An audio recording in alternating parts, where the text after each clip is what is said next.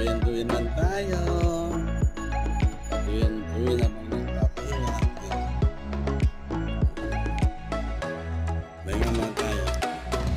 Pahinga muna tayo. Kasi pawis na. Lumalabas na yung pati sa buwan.